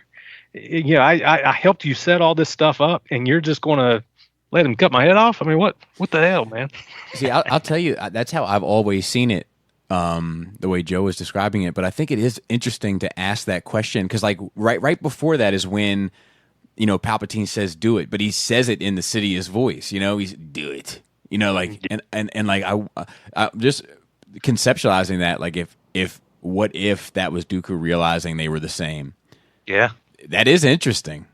Yeah, they're it's never something that you see, like, you don't see them together. See, I love those It's always questions. Dooku Sidious. It's just like whether or not Kylo knows that Luke is his uncle. Like those type of questions where it's like, that we assume a certain way, but do we actually know? I love that. I live for that stuff with Star Wars. I do enjoy that bit of ambiguity because remember what he was saying was, hey, we're fighting against this because the Senate is under the influence of the Dark Lord of the Sith. Right. So we're trying to fight it. So is he being genuine or is he in on it? Right. See, it's hard. We really don't know. We don't know. That's what we know. Yeah, I love that. I think it's also something that we don't need to know, but I think it makes it more interesting. I like that the question's there. Yeah, me too. So I agree. That's good. What were your thoughts on episode? So were you still by the time episode 3 comes out? Were you still like I don't know what to call it, but blindsided by love for the prequels and that the fact that they were back, or had you started to see some of the flaws in the prequels by the time you got to episode 3? It was obvious to me. The flaws that I saw was mainly with the acting. And to this day, episode 2 is difficult to watch because of some of the acting. It's holding me back. Oh my God, it just makes me cringe. Overall, as a story, I was never mad at it. So okay. I looked past a lot of that to get to 3, and my interest as 3 was coming out was, how are they going to turn this kid? Like you started to see some traits and some characteristic in episode 2 where, okay, some things are happening with this kid. You can see how he can be tempted by the dark side, but how is it actually going to happen? Because you remember back in Jedi, or actually it was A New Hope when Obi-Wan says he was mostly destroyed when he was turned by the Emperor. So I wanted to see that. Just like how we wanted to see the Kessel Run, we always heard about this thing. So how does this happen? And so that was my big interest going into it. And overall, I remember being very, very satisfied with it. Yeah. Seeing Darth Vader come up at the end, the music cuts out right as you hear the mask being tied down. Yeah. You hear a little squeal. And he sits up and like, oh man, that's great. I always thought it was odd though when he does that. No, that was dumb. how he, that was Frankenstein-y. Yeah, But like that, when they put that helmet on him and he exhales for the first time and it blows the smoke, like it blows the smoke yeah, out from in front of the mask, like it, yeah. like like that's still a good moment. I just got the goosebumps when you said that. Like it still is like a super strong moment. I mean, it's shortly thereafter kind of stepped on by him being a Frankenstein and screaming no at the top of his lungs. But that's still a good moment. So then, you're the prequels are done, and we're moving on. What did you do from 2005 until, what was it, 07? No. When did Force Awakens come out? Well, it would have been. Let's see, Force Awakens. That was 2015. 2015. Yeah. So the time between. Okay, and let me back up because I need 07, Bobby. We got to get you a calendar. No, I think it's because I was thinking about 97, and I had a couple of very monumental things happen in 07, so that's like one of my go-to things just to say the modern era. So I'm going to back up a little bit before I forget, because we were talking about our wives and kind of high school era, because I met my future wife in high school. I think Star Wars was always part of kind of the conversation and wouldn't have surprised her, because I had some friends who were also fans. I wouldn't call them geeks, but they were smart guys. They were they were part of that, maybe the A team in high school. And I remember my first, I'll go ahead and put this out here. My first beer drinking experience came by, there was 4 of us as a group, and we said, you know what, let's get together and watch all 3 Star Wars movies in a marathon. And we're going to do it at one of the guys' sister's house. So she was older, she was married, they lived in a little place off on their own. So we went over there and we just had a party. And man, I could still remember some of the things that happened, but it was kids being young and stupid. But that was my first drinking experience, knocking stuff off the wall and just, right. Who knows what happened after A New Hope. But there was a lot of stories that kind of came out of that. So somebody asked the question, what your favorite party was. On one of the maybe Shattercast or something, but that one's in my top 3 for sure. I remember all that just so fondly, and the stories that came out of it. But it was surrounded by that Star Wars backdrop, which we never really watched after we finished the first one. So. It's funny. We had after Revenge of the Sith came out on DVD. I had a gathering at my house on Martin Luther King Day. I just remember it because everybody had that Monday off. Right. And we were going to try to make it like an annual thing, but we got together and we had breakfast, lunch, and dinner together, and we watched all 6 films back to back. And when Jedi ended, we popped champagne and everything else. And I'll never forget my buddy Mario, who passed away in 2010. He had worked like the night before, so he was like exhausted, and he like slammed all these like energy drinks and no-dos like back to back, and like Jolt Cola. You remember Jolt Cola? Yeah, of course. And for the first half of the day, he was like halfway scared he was having a heart attack for like the first like 3 films. So, but anyway, moving into to the modern era, between the two, did you watch Clone Wars or start collecting anything different? I did watch Clone Wars, but let me go back a little bit further. And actually, before I get into that, so what I'm going to talk about is Knights of the Old Republic, and how it really just pulled me in all the way into the Star Wars world. If the movies hadn't done it, that one for sure did it. But before I get into that, can we talk a little bit about some of the parody stuff that happened with those original movies? Sure. Like, have we ever known a franchise to be parodied like it has, and just still love it the way we do? Yeah, I don't know. I mean, what have we gotten? We got Spaceballs, obviously. The first thing was Spaceballs, right? Of course. No, you got to go back further. Hardware. Was it further? What was it? No, it's Hardware Wars. Come on, you don't know that? No. Oh my God. All right, move along. We'll talk about that later. See, Gord, this is why you're the man. So, yeah, I don't remember that, but I do remember Spaceballs. But Obviously. even things that came out a little bit later with the Robot Chicken and the Family Guy stuff. Yep. I mean, those things are almost as endearing to me now as some of the original trilogy stuff was, just because it was so good. But what other franchise do you know that could be treated that way and still so beloved? Yeah, it all just works. Yeah, but I think it's because like even those parodies, maybe with the exception of Spaceballs, but not for certain, but especially Family Guy and Robot Chicken, you can tell that comes from a fan place. Oh, they love it. Right. Absolutely, it does. It's not laughing at, it's laughing with. Correct. And I think that's why, because it's endearing to me as well, especially the Family Guy stuff. Like I always think back to the, when Han, cuts open the Wampa and all that. I thought they smelled bad on the outside. And yeah, but then in Family Guy, he like breathes like 20 times. But like that only, you can only make that joke and you can only laugh at that joke if you love it. If you're a fan. Yep. Because anybody watching that episode would not understand, like, why is he breathing like that? Correct. What's the deal? It doesn't land. Nope.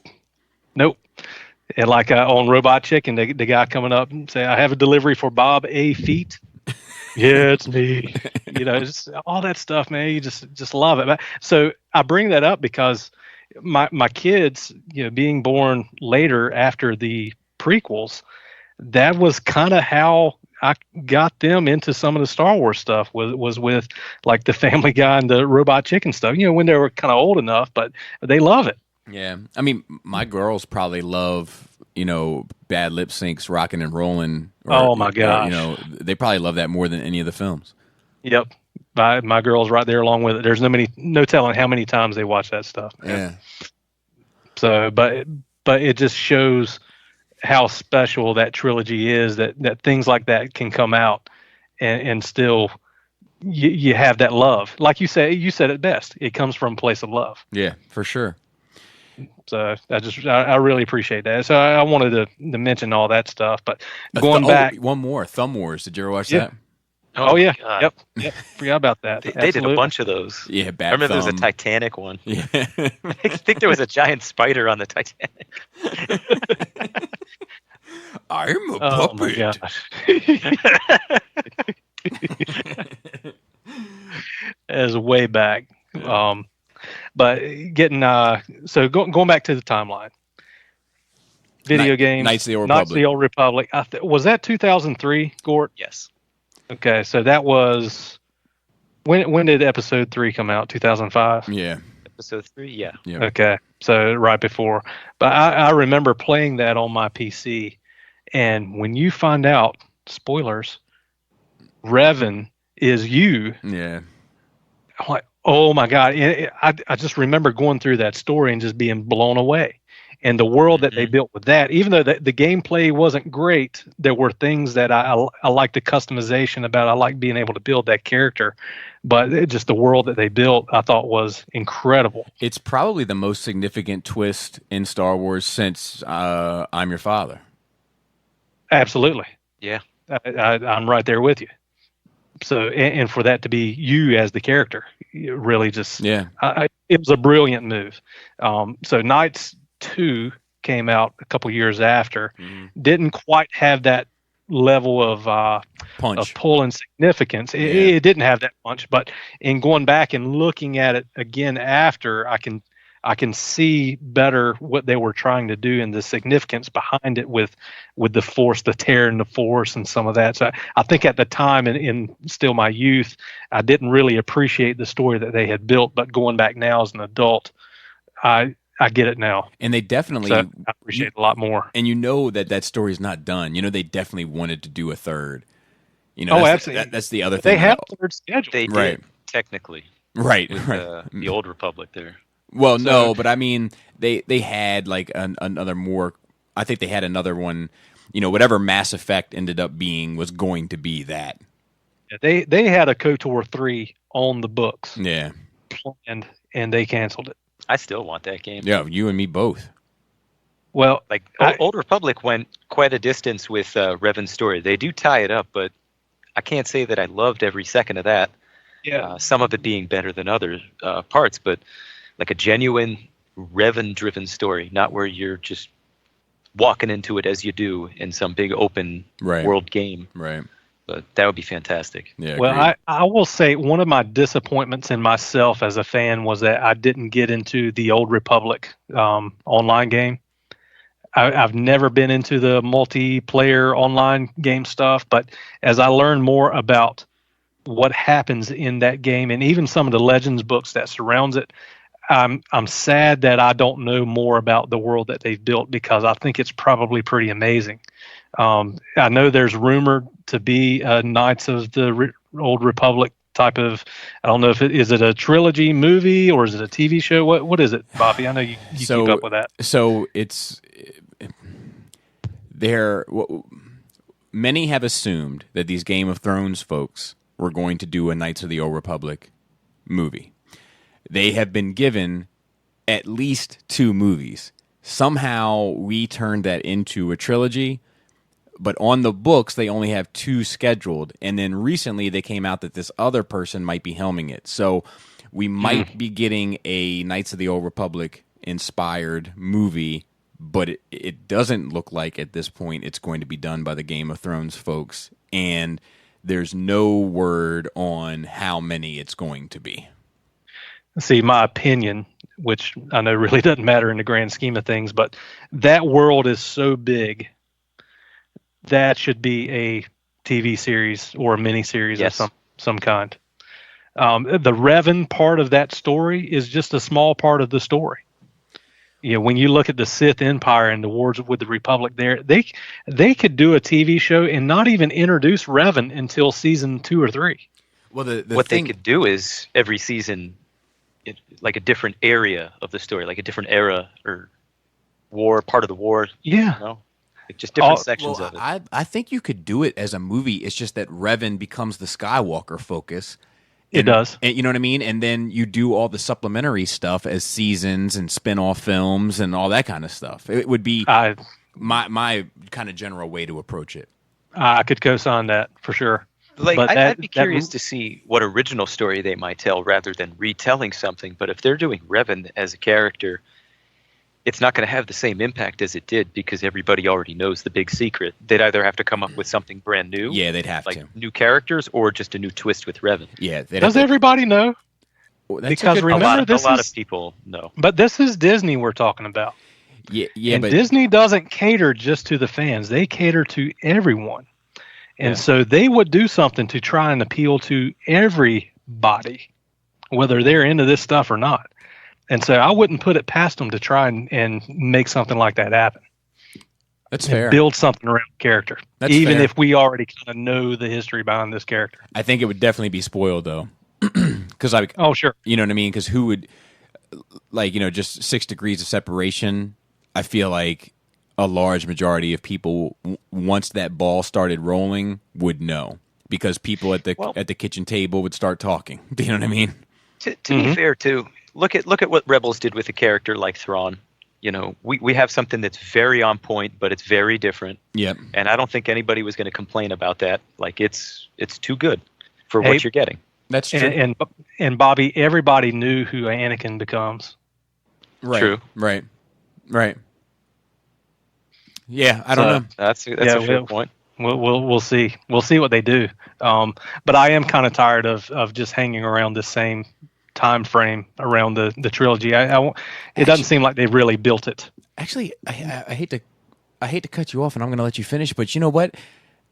The fans knew that Palpatine was the Emperor.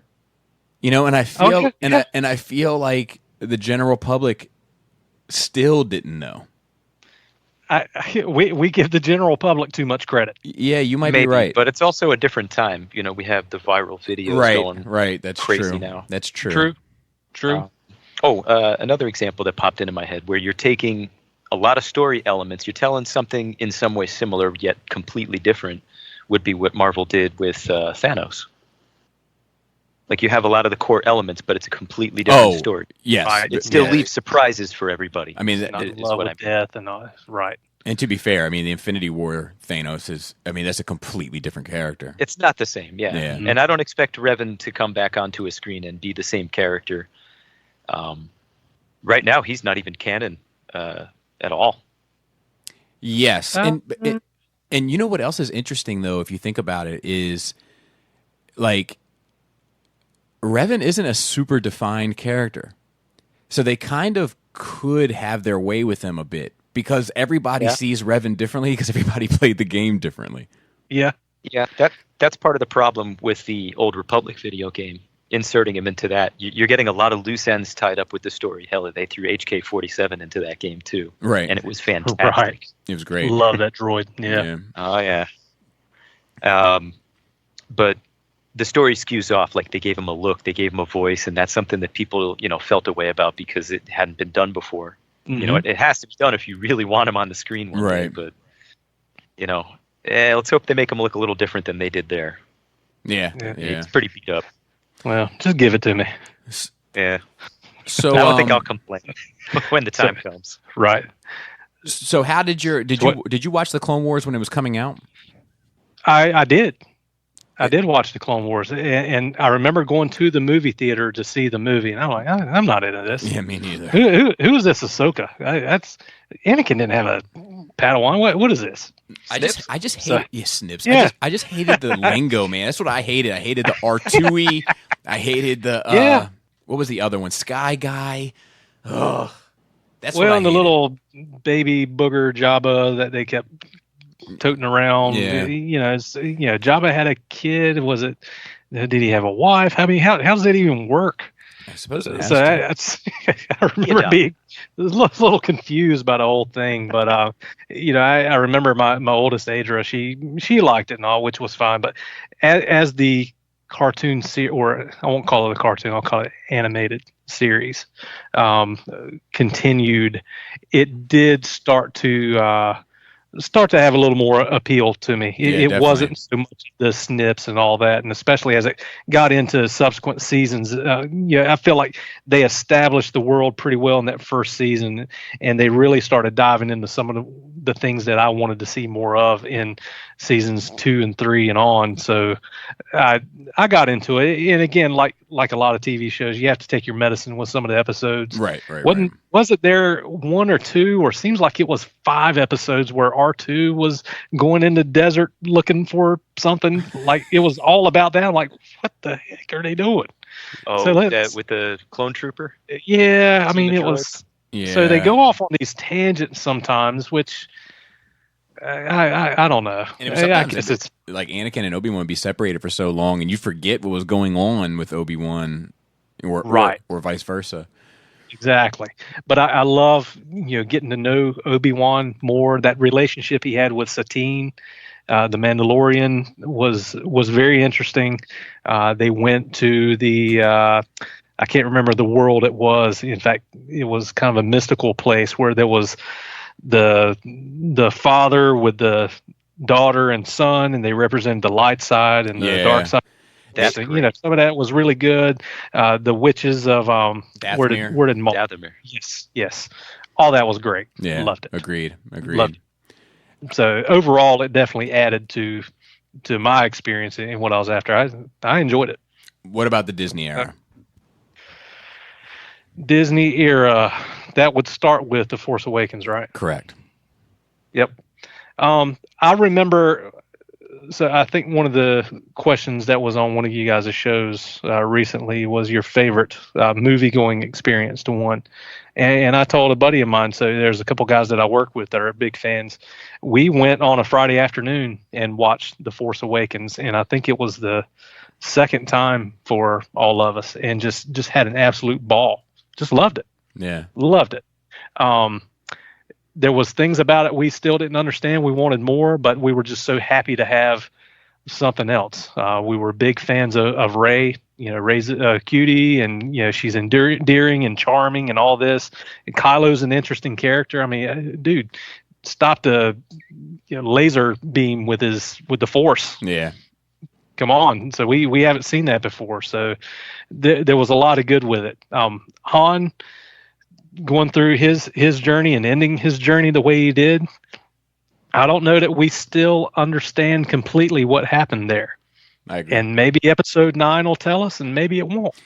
Were you here in the basement at Skullfest when we had that, like, you know, kind of like just session of talking about hopes and dreams for 9?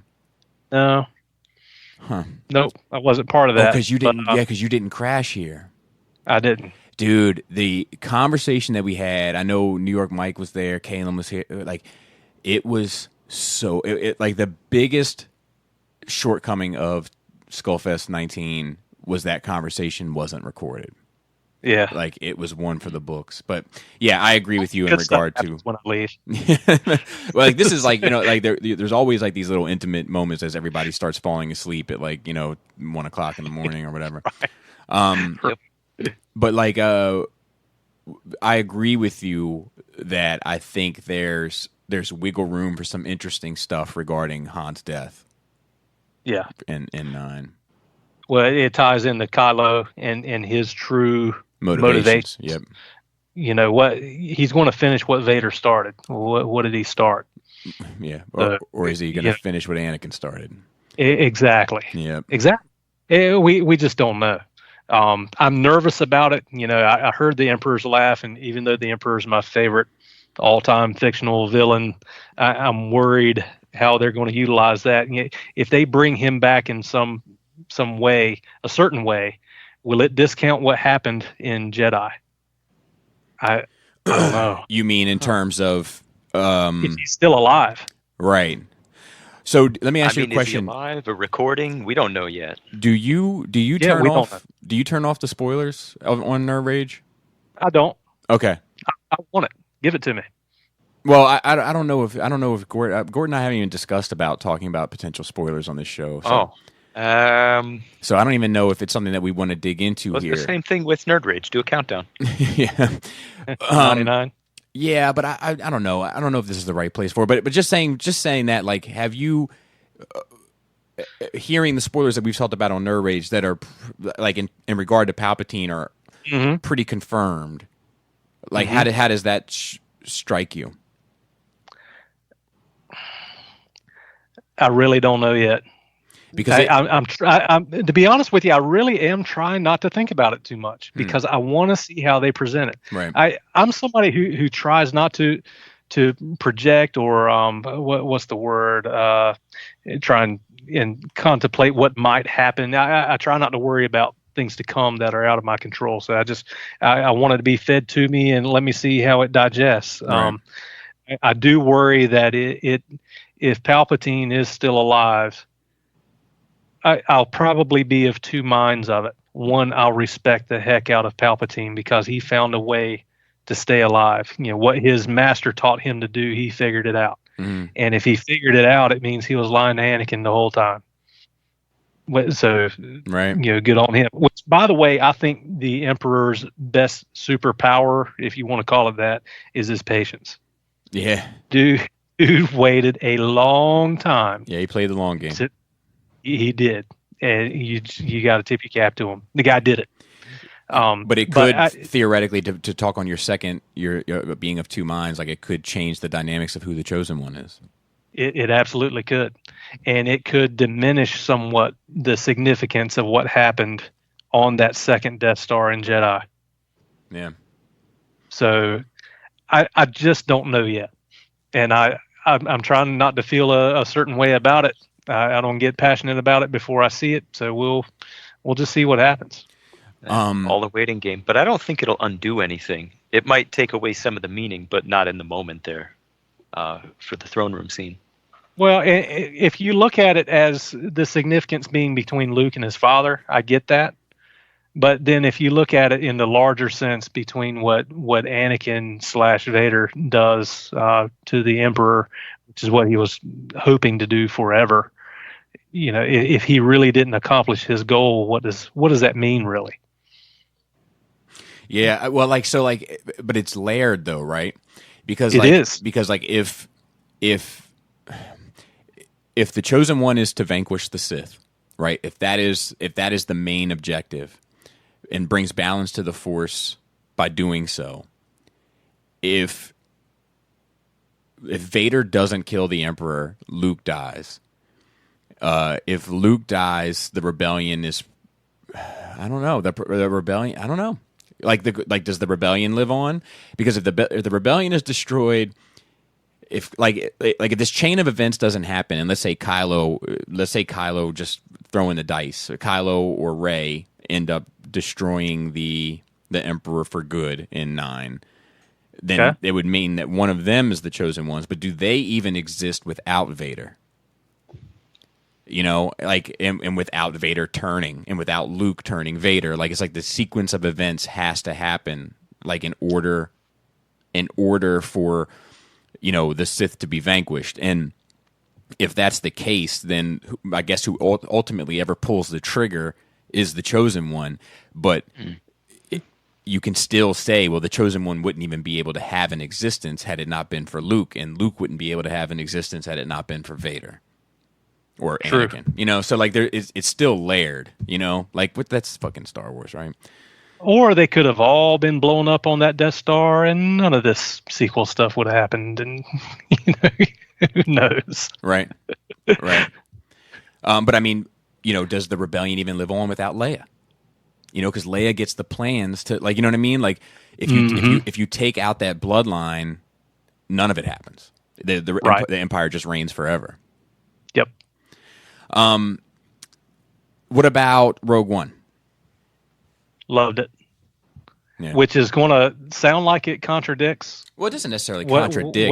What I said earlier. It's just interesting because it doesn't necessarily fit those dynamics as well. It's a thematically different story in the first place. It's very removed from your Skywalker story. Right. It is. One of the fascinations with the religious aspect of it is trying to understand people's beliefs and motivations and why they make the decisions that they do. When you look at Rogue One, there's some decisions that are made, some sacrifices that are made that have significance, and I appreciate that. Yeah, a lot of people that I talk to, I would say casual fans or not really fans that watch the movie. I'll include my wife in it. Hates that movie. Why? Because everybody dies at the end. But I'm like, you're missing the point of this movie. You're missing the significance behind what they accomplished, what they did, and how it led to the events that are about to take place. So I enjoyed that story as opposed to Solo because what happened in that story had significance. It meant something to everything else that was to happen.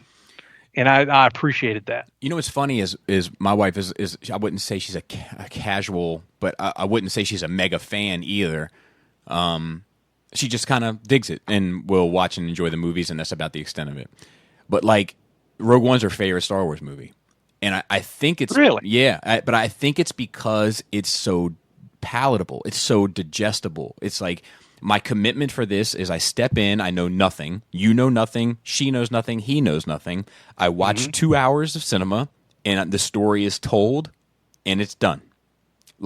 Whereas she struggles with, when we watch, we might watch episode, 2, and she'll be like, so he's not even Vader yet.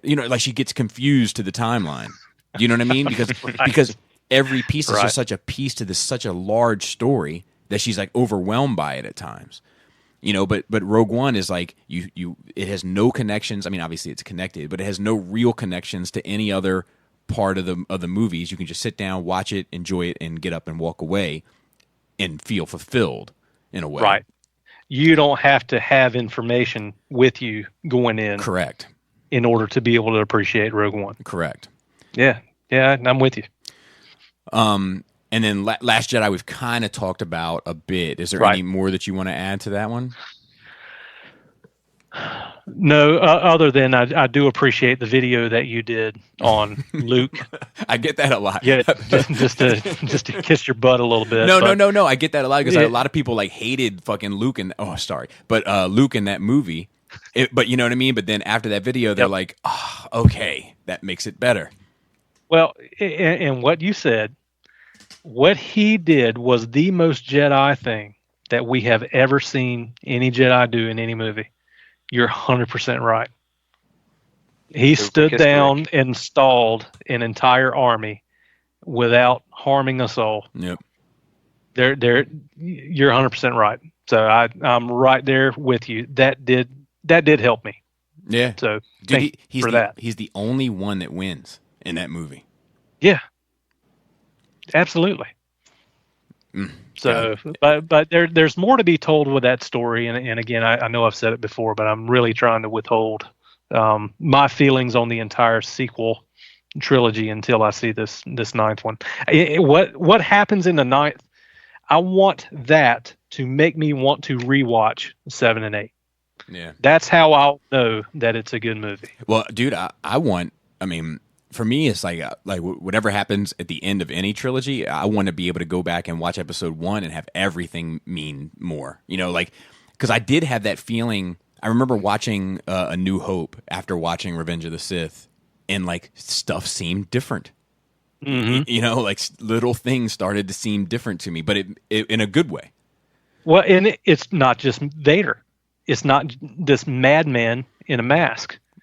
You know this guy. Right. But It means something different now. yeah, but I mean, even also like seeing how the fight really went down with Obi-Wan and Vader, and then Obi-Wan talking to Luke about, you know, and then saying like, you know, laughing like, I knew your father, and then like getting sad like before the dark time. You know, like Yep. it ends up meaning having a different vibe to it. I love I that. agree 100%. And can I say that fan made film of the Vader Obi-Wan Yeah. fight scene It's at the end of terrific. New Hope? Oh my God. It's terrific, that thing. I've seen that thing a dozen times. Yeah. I bet. Love it. And we've kind of talked about Solo and our anticipation for 9 a bit too. So let me ask you one quick question, and then I want to have a bit of a open discussion here for a second. And that is, did you watch Rebels? I did.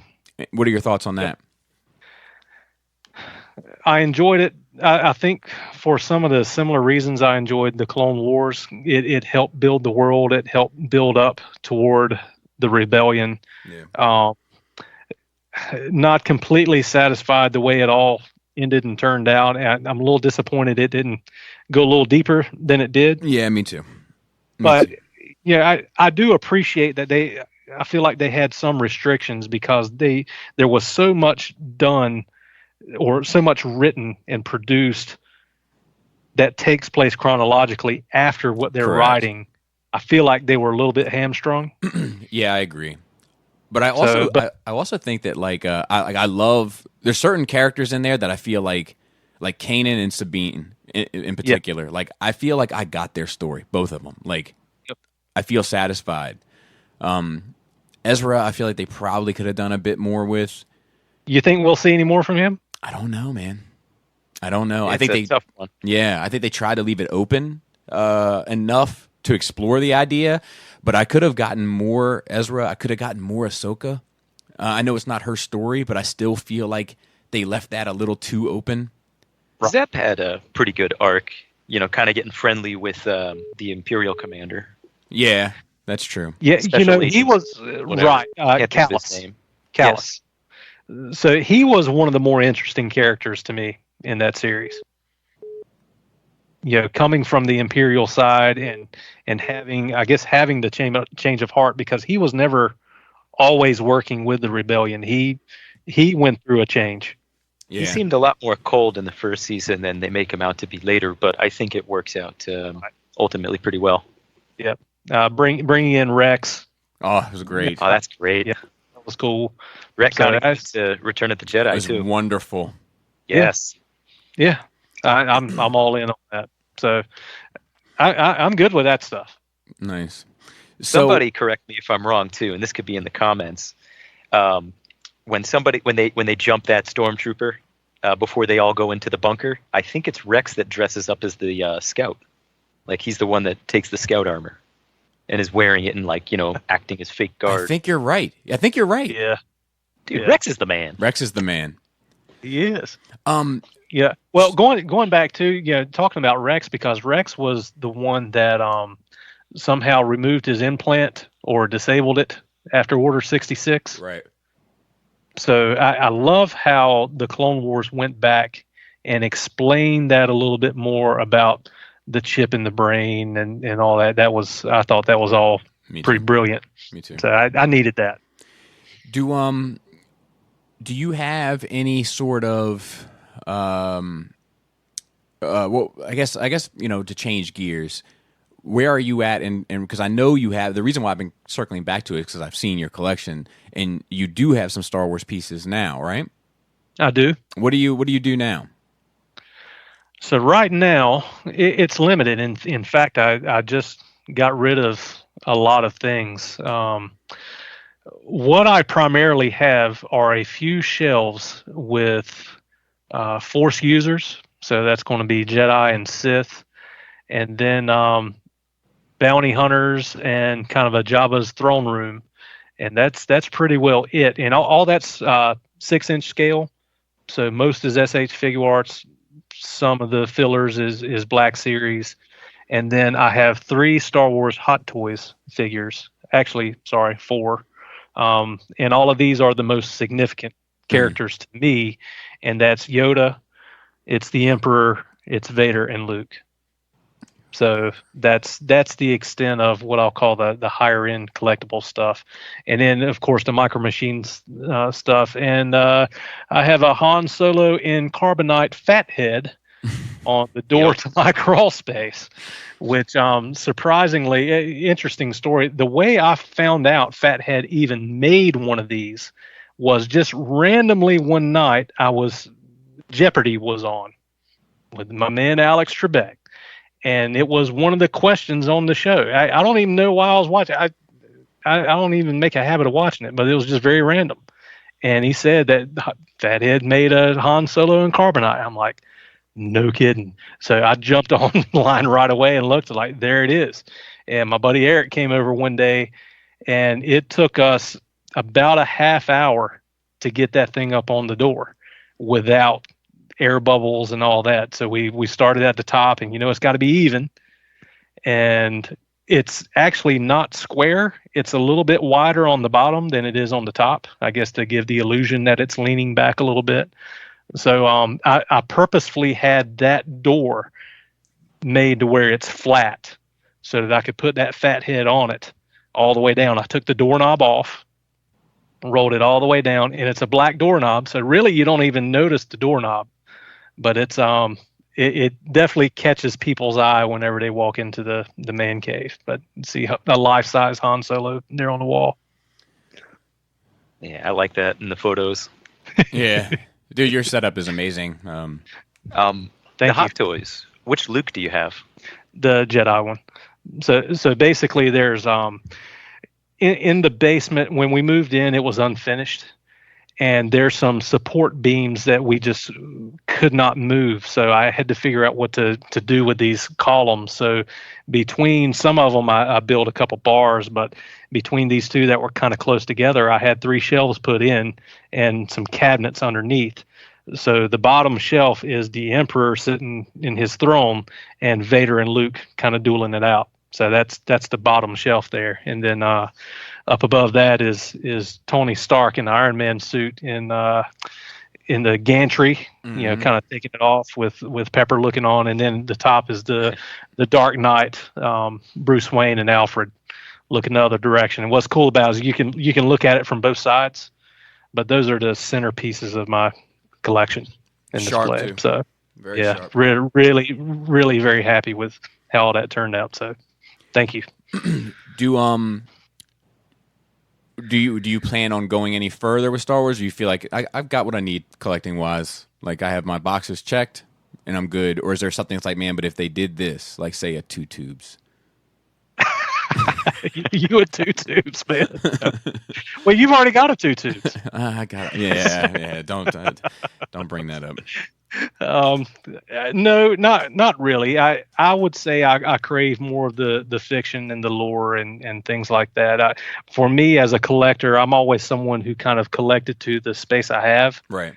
And even though I could really add a lot in here, but I don't want it to look cluttered and junky. I've got one wall in particular that most of my Transformers are on, and the cabinets are spaced out intentionally because for me, I didn't want just a whole wall full of stuff. I like the breakup because I've got blue walls, and I just, to me, it's more gratifying than if I just fill up every single space. I agree. I'm trying to limit myself there. I have my favorite characters in what I think is the best representation that I can get them in. So I really don't. There's nothing else that I really crave. A couple things that we haven't talked about as far as my Star Wars collecting that I will bring up. Back in the day, I was into the Lego Star Wars quite a bit. Okay. And I had a pretty impressive collection. So this is before third-party Transformers came out. So I've always been a collector of something, and that was the something for a period of time. So I had that collection. Start collecting the Lego. Well, I would say when would you say you? Because like the Lego game has changed dramatically in regards to franchise stuff. But let me ask you this specifically: when would you say you turned up the temperature on it? It was with that Lego game, man. Because as I'm playing that original saga with the 6 episodes in it, man, I wore that game out. Played it over and over again. And it was almost like a mind trick thing because as I'd play with these characters and these things on the game, like I got to have it. And so that kind of fed the fuel into my need for that collection. And I had a lot of stuff from early in those Lego Star Wars days up until, I want to say, when did I get out of that? It was about 2011 when I kind of sold it out and I got into more to the Transformer things. That was kind of early days and the resurgence of some of that stuff. But my thing with the Lego is I love building it. I love looking at it some, but then it just sat on the shelf and I couldn't do anything with it. But with action figures, you can change the poses and all. With Transformers, you can mess with them. But the Lego was kind of a one and done, and I wasn't left satisfied. So I ended up selling all of that stuff, and actually, from a financial standpoint, did pretty good on it because by that time, they had just started re-releasing some of those original sets. But what I was when I was getting rid of it, they were still in pretty high demand because I had a Cloud City set that came out very early on that was highly sought after. And I remember there was a guy that actually was with the 501st Legion who bought it from me. But I sold all that stuff on Craigslist. But it was I enjoyed that. That was fun. And then the other 2 things I'll mention briefly is a couple custom lightsabers. You know, Bobby, I saw you had some lightsabers in your place, which is cool. And I don't have mine displayed yet. I need to figure out how I want to do it. But a few years back, there's a company called Kyberlight sabers, and they had a special. Yeah, that was cool. So you could buy them in these kits and kind of put them together custom like. And so I bought 2. They have a Cree LED light on the inside of them, so they could be whatever color you want. But these are the ones you can bang around, and they're practically indestructible. So me and my girls can go outside and just absolutely wail on one another, and they won't break. Yeah, so, there's a few that are like that. Like was Saberforge is like Saberforge is the other. Yeah, and I think the Saberforge ones probably look better, but what you order is what you get. And there's no customizing. I like the kit aspect to it. I like if I want to change the way mine look, I want to be able to do that. So I have those kits. But Saberforge, man, they make some beautiful pieces. So we got to start wrapping this up. Okay. So let me ask you, just in closing, like, what is your anticipation and kind of hopes and thoughts and dreams regarding the future of the franchise? I hope they close out with episode 9 on a very positive note.